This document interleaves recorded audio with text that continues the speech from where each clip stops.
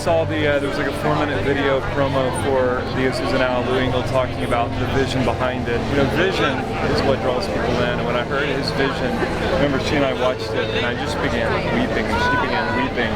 And then we had a meeting with the elders the next day, and I just started off the meeting and I said, guys, I don't know that I always am able to articulate what is in our heart, but I just said, this is what's in our heart, and I played the video for them.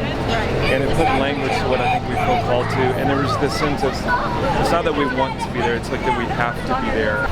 When we started the church 7 years ago, one of the dreams of our heart was to be a part of the mass move of God.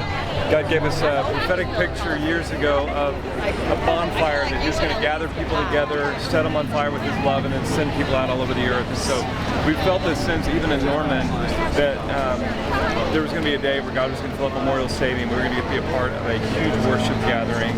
We know worship happens 5 Saturdays a year at football games, and we really believe there's going to be true worship happening in there. And so when we heard about This Is a Now, it felt like it was not only something we needed to be at for what God was doing in this nation, but it was significant to what we feel called to in our call and for our church to be a spark of revival in Oklahoma. Anytime we say yes to something of God, there's always a risk involved, and so there's a risk, there's a challenges just having 4 kids and family and getting things set up, but we always say if God says to do it, He always makes provision for it. So there's always risk of finances and all those things, but that's where God shows up. We're not called to look at the natural things. In the natural, it's complicated. We've got a conference we're doing next weekend. It's probably the busiest. I think this has been the busiest month this whole year for us so far. The beauty of that is when God calls you to something, He provides. It's just who He is. It's just what He does. So it's, you know, every time that something feels risky or complicated, it's like vulnerability. It's like walking with God. It's like anything,